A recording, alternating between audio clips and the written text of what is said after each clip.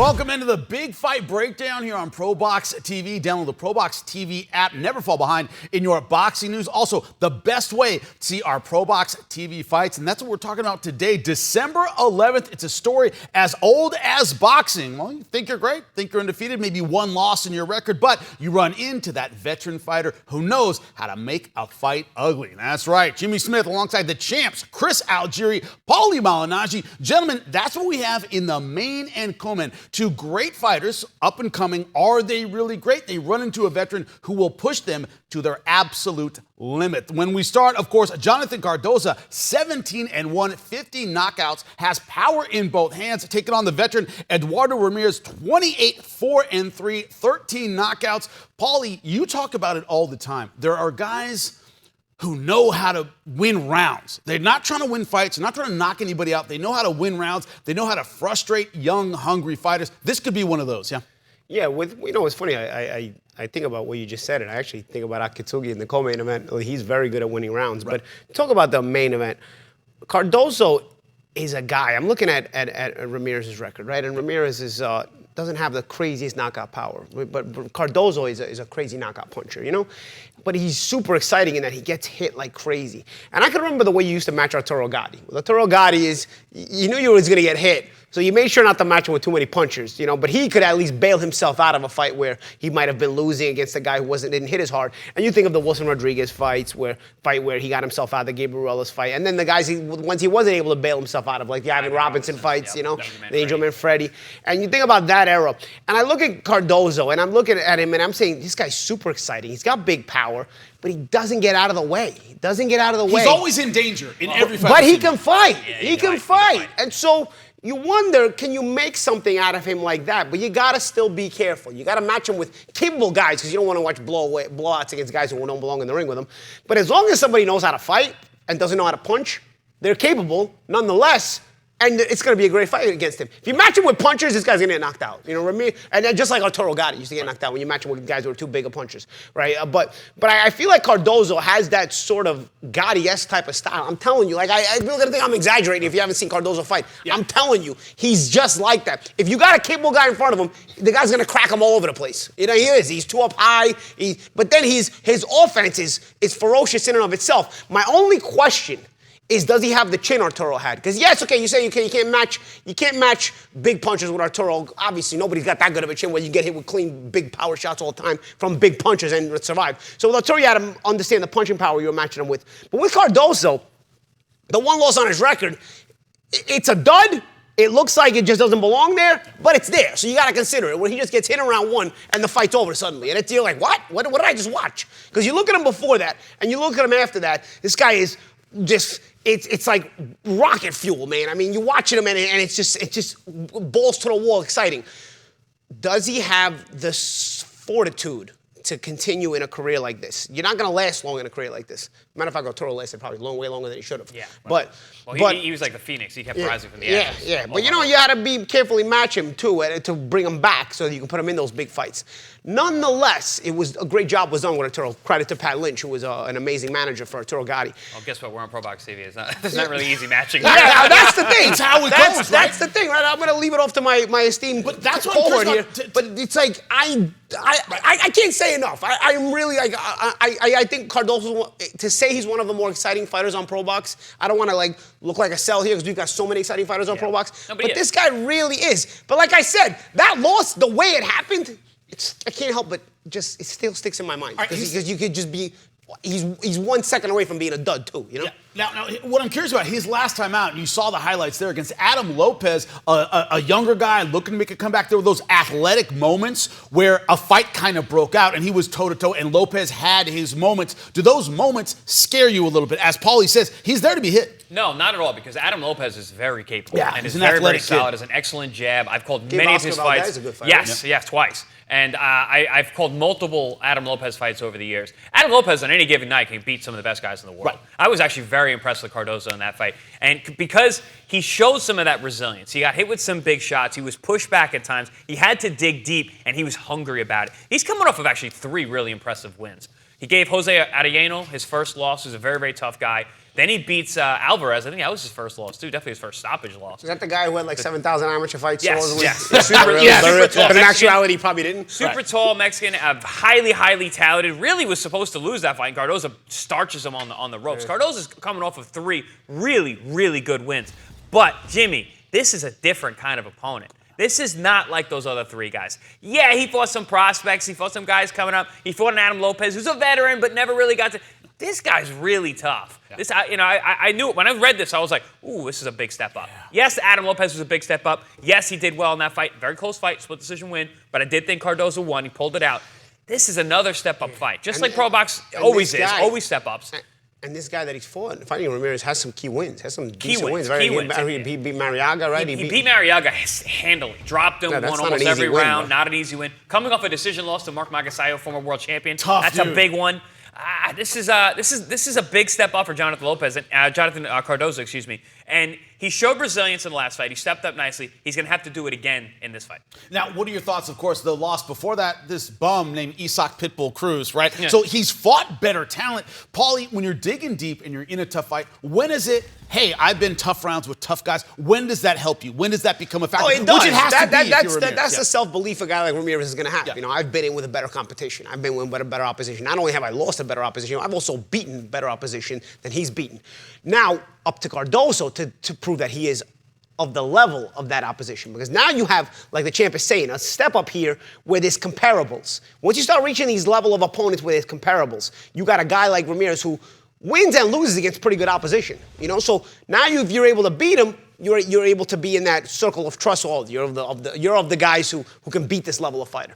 Or are you going to be of the guys who's also pretty good, but this guy is not good enough to get by Ramirez? Ramirez is sort of a gatekeeperish, fridge contenders type of thing, you know. Yeah, absolutely. You know, and Cardoso, the gig is the jig is still The gig is the job. The jig is the dance. The jig is up. The jig is up. Dance is over. In terms of, is he the real deal or not? We still don't know because, like I said, the way he lost that one fight, he still won it. I already know the negatives on Cardoso. He gets hit too much, you know, the kryptonite, you know, his defensive lapses. But this guy, like I said, you had guys like Arturo Gatti who had defensive lapses, but you weren't getting rid of him that easily, you know? Cardoso, in the one loss, still showed that despite the wherewithal he showed in other fights and he's willing to go to war, there's still a night where he just, like, showed up and, I don't know, there was no resistance. So you're still on his feet. I want that fight. You're on his feet, the guy was. He just stopped punching. Like, I don't understand what was going on. So then you look at some of the recent wins he's got on ProBox, and you're like, dude, this guy is the most exciting thing I've ever seen this year. Like, unbelievable. And he can punch, he can fight, and he throws down. So the question is, was it a dud? Was that an off night, or is that in? But yeah, how can I just forget that? How can I just forget that? That's why I'm curious to see him next week, because this is the step up the champ is talking about. It's the one I'm curious about. Are you for real or not? We're going to keep learning about Jonathan Cardoso. You know what's funny? I have that same question with our co-main event of the evening. Why? Katsuma Akitsugi, 11-0, came in last time out at 10-0 with one knockout in those 10 fights. Going into that fight, both of you guys told me, you went, I don't know, he has this way of hurting you. He has a way of staying in the pocket. He has a way of staying busy. Just because he doesn't knock guys out doesn't mean he can't hurt them. He did some hurting that night for only the second knockout of his career. Well, I think I told you, Jimmy, at the fighter meetings night the day before. I watched this guy. I'm like, he can hit a lot. He can punch a lot harder than his record shows. The numbers don't tell the tale. No, I was watching the way he was hitting. I was like, especially to the body, and he did some excellent work that night against a very, very solid guy. And he's Ramirez, super tough. Yeah. And talk about exciting guys on ProBox. Katsuma, is so much fun. He's right in front of you. He's a southpaw. He's got that like touch, hit, move right in front of you. He sits there, he gets hit, he slides off his shots. He's a rhythm fighter. Once he gets going, though, once he gets into that flow state, he's difficult to deal with. But either way, it's fun the whole way through. You know, the guy he's fighting, he's got a lot of power. He's been knocked out a few times himself, especially lately. But again, like you said, Akitsugi is not a big puncher. You know, he does damage, he breaks you down, but he's got a guy in front of him who can punch. So, is it one of those things where guys go, oh, he's 11-0, 2 knockouts, the guy can't hit that hard? And I've heard commentators who have fought tell me, yeah, because you're not standing in there. Yeah, from ringside, look at the numbers, yeah, but you can tell in there he was doing damage. Yeah, and you know what it is too? It's your ability to hold position. It's your ability to be dangerous at all positions. And once you're doing that, a punch is a punch is a punch. It doesn't tickle. It may not always be concussive, but all of a sudden you've got a guy who knows how to stay in position without letting you hit him. At the same time, he's able to pick more options to punch for punch selection because he's in a position where he's close enough to have various punch options, and he knows how to select them well. This is what we saw from Akitsugi the first time around. You talk about knowing how to shine when the cameras are on under the lights. This guy got 10-0-1 knockout. Not a lot of people knew about him. Gets a national, worldwide stage on ProBox, where obviously we're all over the world here. If you download us or if you're watching us on YouTube, and shines like a diamond. I'm like, whoa, this guy is unbelievable. Here's the thing about this style. This is a style that later on in my career I tried to learn to fight because I didn't have as good of legs. I'm gonna say this from my experience, trying to stand in front of him, having that head movement. I used to watch a lot of James Toney, a lot of Wilfred Benitez, even an ex-trainer of mine, Buddy McGirt. In my opinion, he didn't know how to teach this style, even though he fought it. But once I get away from him, I still took some of the stuff that he had taught me and tied it together with my own style, as opposed to letting him take away what he was taking away from my style. Either way, Buddy still taught a solid style if you knew how to balance it and use it. John David Jackson was another guy who'd stand in front of you. So, but it's important because it's not you standing in front and getting hit, because a guy, when you don't punch like that, Akitsugi can't just let himself get hit, especially like you're talking about, the opponent can punch you, right? Can't go one for one. So you need to have that rhythm where you're throwing off the other guy's rhythm, you're timing him, you're right in front of him, so you're remaining dangerous. Maybe it's not concussive, but all of a sudden, the guy can't figure out where they're coming from, how they're coming. So what does he do? He starts backing up. And a puncher backing up all of a sudden is irrelevant as a puncher. And that's sort of what you are when you're good. Here's the problem I ran into. Maybe because it was late in my career and I was sort of learning a new style. On nights that it was on, okay? I think about my nights with Sinchenko, my night with Zab Judah. On nights when it was on, it was on. When it was off, when I didn't get the rhythm, it was off. Because now I'm in rhythm, I'm in range, and it's not there. You know what I'm saying? I don't know if, personally, for me, it was because I took too much time off between fights by that point in my career. I just didn't love boxing anymore. Or if maybe I'm older, I don't know. Akitsugi, I don't think he's that old, right? I mean, he's young. And he's still a dedicated guy. He's not making enough money to just take long periods of time off. 27, If you go back into... He lives in the gym. He's one of those You guys. go back into the gym and never lose this rhythm coming off a fight, because if you lose this rhythm, you got to gain it all back, and it's hard to... If sometimes I was overthinking and I just didn't come back in certain camps. If you're doing it correctly, you can stand in front of this puncher, and if you're backing him up, you make them irrelevant as a puncher. You make them ineffective. That's the word I'm looking for. Ineffective as a puncher, because you're able to back a guy up. And people are going to say, oh, you're going to stand in front of a puncher under the right rhythm, when you're catching him with the right shots, surprising him. Also, the southpaw stance helps as well, because it's a different angle than they're used to. You can make a puncher ineffective, and once you're doing that, you're backing him up, you're putting him out of his element, and you can start to dominate again. I don't know if we're going to get that version of Akitsugi again. I'm very, very curious to see, because that rhythm he had in that first time we saw him was unbelievable. It was perfect fighting. It took him a while to get to that rhythm, and when you got a puncher in front of you, you got to get him to the point where you can push that puncher back to make him ineffective, because you got to go through fire first. And that's the thing. If the fire too much, does the chin hold up? And that's where you got to be smart enough in the first round or two to, you don't go right into that distance. You sort of inch your way in. You know what I mean? You start to back them up. You start to get that inch your way in. All of a sudden, you're backing them up. Again, if you mess up, you can find yourself on the canvas. All of a sudden, then you're overthinking, and you can't find your rhythm. Once you start overthinking, you can't find your rhythm anymore. So it's really interesting, because I'm very, very intrigued by the way Akitsugi fights, because I feel like there's a curiosity, a personal curiosity for me about this style, because I was personally curious about fighting this kind of style at the end of my career, both for the positives and the negatives. His opponent, Aston Palikte from the Philippines, two things, very big for the weight class.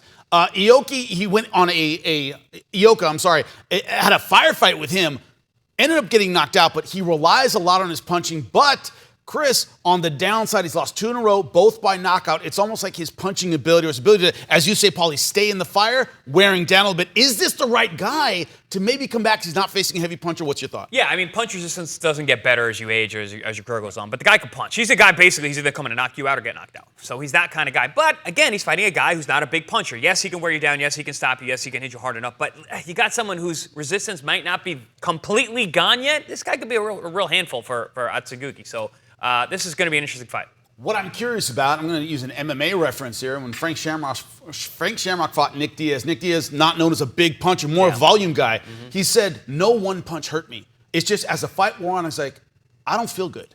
It was almost like the flu. He goes, I couldn't see well. That's actually worse. Right. That does more damage, right? But we saw that in Katsuma's last fight. Yes. He's just like, everything's just like ding, ding, ding, ding, ding. And you see the guy's head bouncing around, the body shots, and then he just wears it, takes it out of you. Typically, guys that get traumatic brain injuries don't get them from the monster punches. It's the monster long, punches will put you out of fights. your misery, and it's actually better to be knocked out early.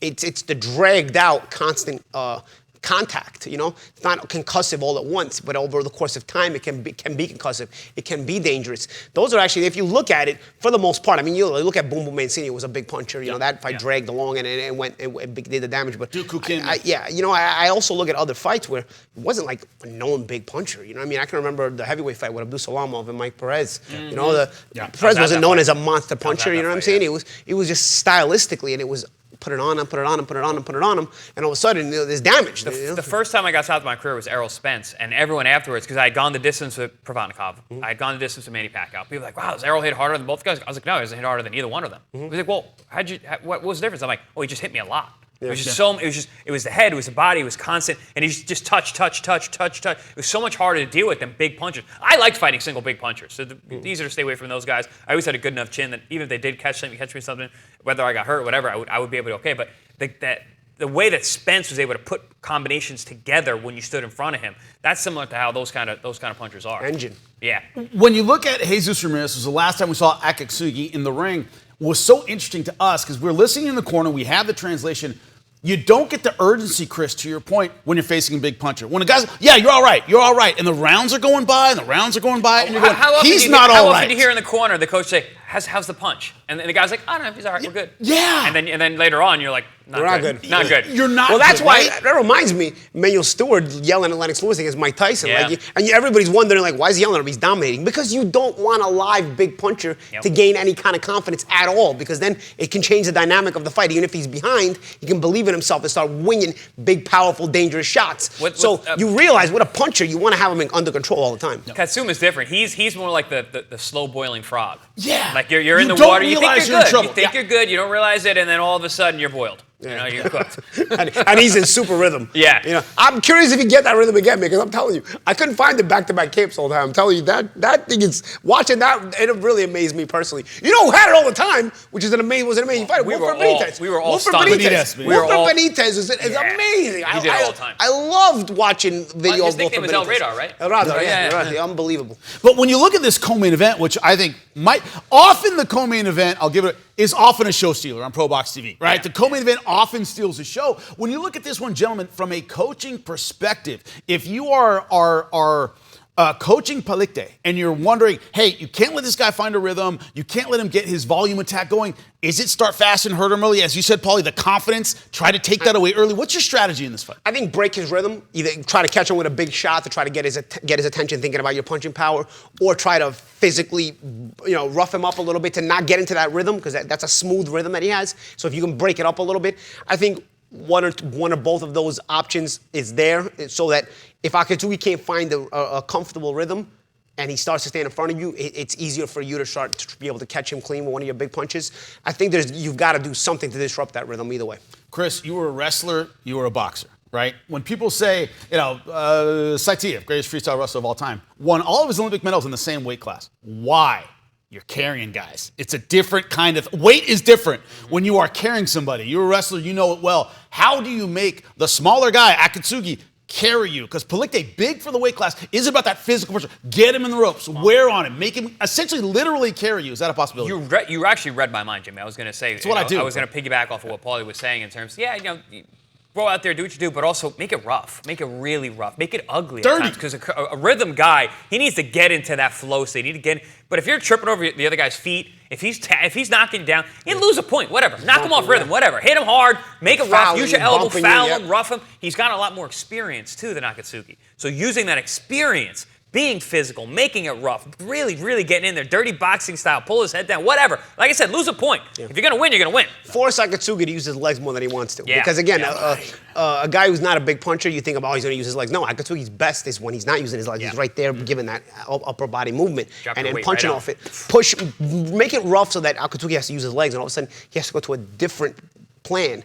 and maybe that's not his best plan. Lennox Lewis was great at that. He would drop his weight on guys. Oh, yeah. And he was a big guy, too. Even He on was tall guys, like Michael Grant. Yeah, as soon as your head went below his shoulders, he dropped his weight on you. A lot of people think that knockdown of Tyson, the knockout was kind of BS. He hit him, he pushed him right to the ground. Lennox was mean in there, bro. Lennox was a pugilist specialist. So very, very athlete. pristine outside the ring, well-spoken, but inside the ring, dude, God, it took you to the gutter. Mean dude. Well, it's going to be mean. That's right. ProBox TV, December 11th, the main co-main entire card. Absolutely outstanding. Download the ProBox TV app. Never fall behind, not only in your boxing news, but in the best fights on ProBox TV. And we'll see you ringside.